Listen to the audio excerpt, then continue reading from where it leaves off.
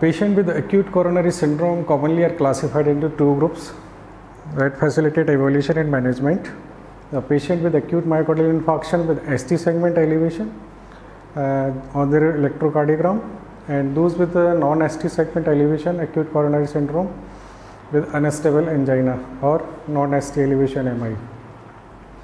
In the diagnosis of any case of acute myocardial infarction, first of all, history and physical examination.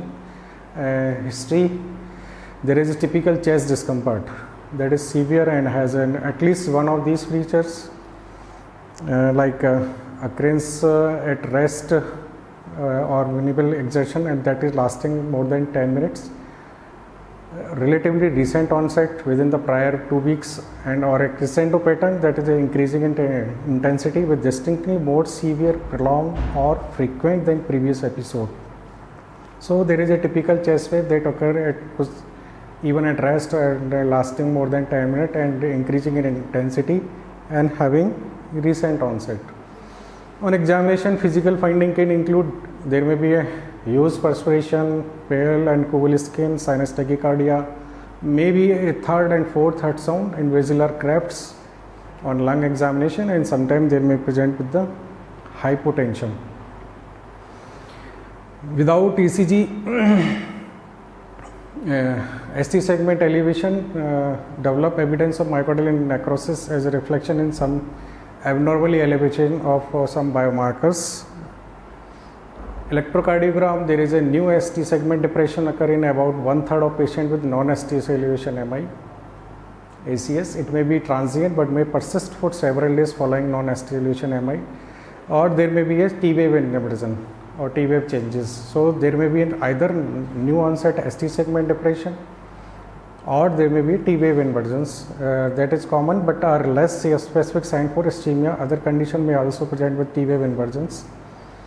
Cardiac biomarkers.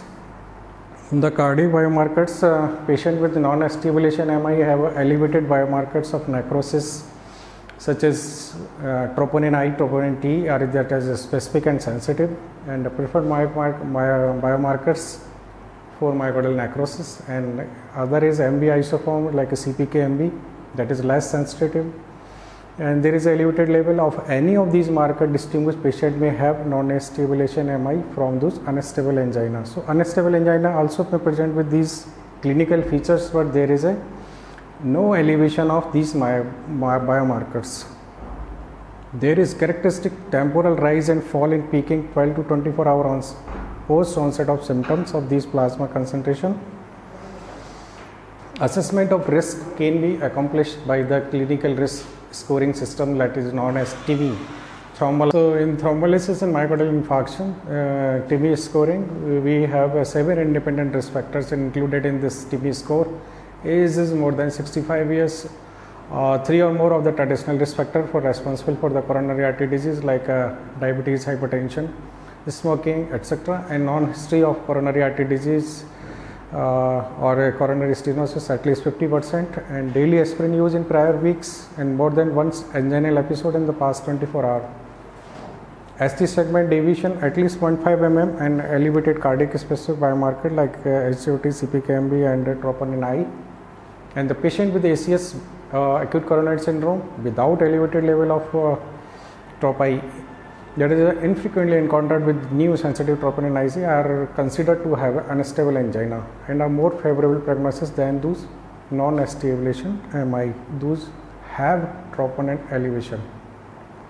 So early risk assessment is useful in identifying patients who would derive the greatest benefit from an early invasive strategies.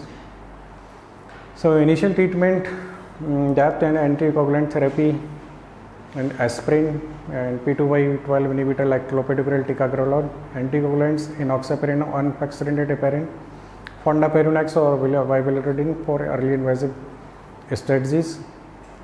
These can be considered for GP2B30A receptor inhibitors like tyrofibin. Unfractionated heparin or viloridine is required during PCI only to prevent the procedure related complications of thrombosis. So in unstable angina, aspirin, clopidogrel or some enoxaparin or unfractionated heparin should be start. A patient is going in PCI, then we have to go for the GP2B third A receptor inhibitor like a tirofiban.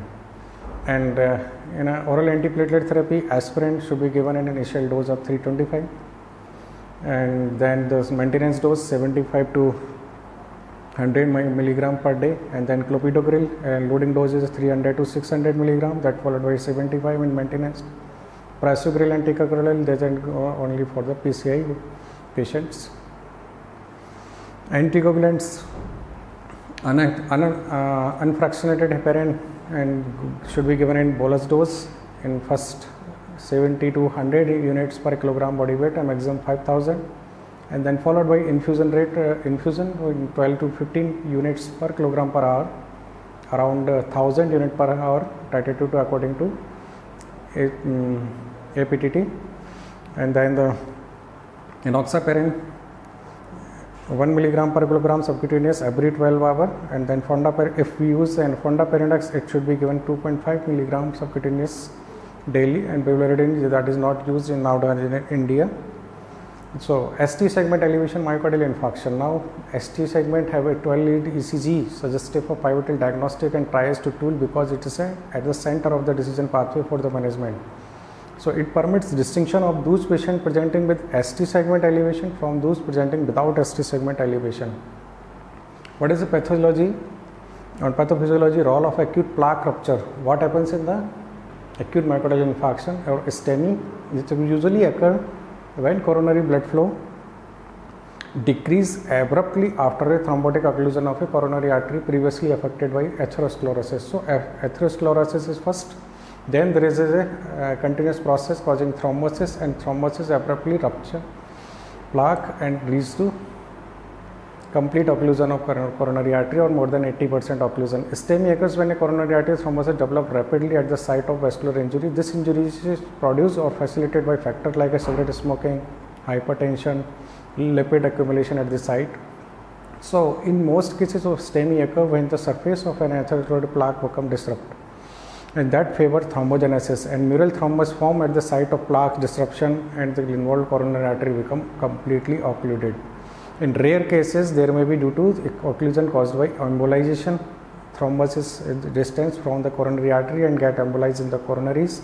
Sometime in the congenital abnormality in the coronary arteries that have causes occlusion and the coronary spasm or vasospasm. These are also responsible for the coronary occlusion and presentation with ST elevation MI. Clinically, presentation, most of the cases or more than 50% cases precipitating factors appear to present before going to acute MI, like physical exhaustion, emotional stress, or some medical or surgical illness. Although STEMI may be commenced at any time of the day, but there is a more in the morning within few hours of the awakening. The chest pain is the most common presentation. Pain is typical, that is deep, visceral, and stabbing and burning and squeezing, crushing. It is in character. It's similar in character to discomfort of angina pectoris, but commonly even at rest and more severe and lasts more longer than the stable angina. So frequent location of the pain beneath the xiphoid or epigastric vein, patient denial that there may be suffering a heart attack are chiefly responsible for common mistake. So pain of STEMI may radiate as high as the occipital area and low below the umbilicus, up to umbilicus. It is often accompanied by weakness, sweating, nausea, vomiting, etc. Physical findings: most patients on examination have anxious and restless, and there may be paler skin with diffuse perspiration and cool over extremities, and chest pain with more than 30 minutes with perspiration strongly suggests acute MI. Normal pulse rate and blood pressure, sometimes may be tachycardia or hypertension, sometimes bradycardia with hypotension due to sympathetic and parasympathetic accordingly, and precordium usually silent or quiet, but there is a apical impulse may be difficult to palpate. Fourth and third heart sound may be outskirted sometime. STEMI progress in the steps like first acute phase, then healing phase, and then healed phase. First acute phase up to 7 days, few hours to 7 days, and then start healing, that up to 28 days, and then the healed phase more than 29 days. Electrocardiogram shows coronary artery produces ST segment elevation, and then there is initially presenting with ST segment elevation, ultimately evolve into Q waves, and Q waves in the lead overlying the infarct zone may vary in the magnitude, even appears only transiently only. And then there is a T wave inversion, and then QS pattern. And serum cardiac biomarkers in the this we seen acute MI there is a cardiac biomarkers are increased from the necrotic heart muscles release some markers. Cardiac troponin is a specific.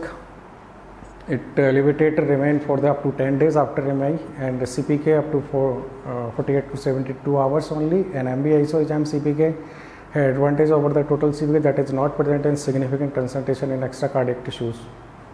2D echo is the most diagnostic even when patient they have a normal ECG but typical presentation of the acute MI in like typical chest pain, then we go for the 2D echo, and that 2D echo may suggest abnormal wall motion on almost universally present that acute ischemia cannot be distinguished from an old myocardial scar from acute to severe ischemia, but there is a definitely abnormality of wall motion. When the ECG is not diagnostic of ischemia, early detection of presence or absence of wall motion abnormality by echo can aid management decision like PCI or fibrinolysis. Echocardiogram estimation for LV function is useful prognostically. Sometimes there may be aneurysm, so that can be identified by the echo, or sometimes pericardial effusion and LV thrombus may be seen with patient presenting to a later stage. So sometimes there may be LV thrombus also, but sometimes there may be RV infarcts that can be detected easily by the 2D echo. Prognosis: STEMI largely related to the electrical complication and mechanical complication. Electrical, sometimes they may be present with arrhythmias or ongoing arrhythmia during the hospitalization, or sometimes there will be mechanical complication or pump failure. So manage approach. The overarching goal is to minimize the time from first medical contact to initial of reperfusion. Goal of initiating a PCI within 120 minutes of first medical contact. That is important, and that aspirin is essential. That is a cornerstone therapy for suspected acute MI, and dosing is up to the 325 milligram. In patient whose arterial oxygen saturation is normal, supplemental oxygen is limited value in clinical benefit only for the first 12 hours only, and nitroglycerin can be given safely. So most patients up to 3 doses of 0.4 milligrams can be given consequently at 5 minutes interval. That is responsible for the relief of ischemia also and failure. And morphine is a very effective analgesic for pain of the ischemia. Intravenous beta blocker also useful in the control of pain and heart rate.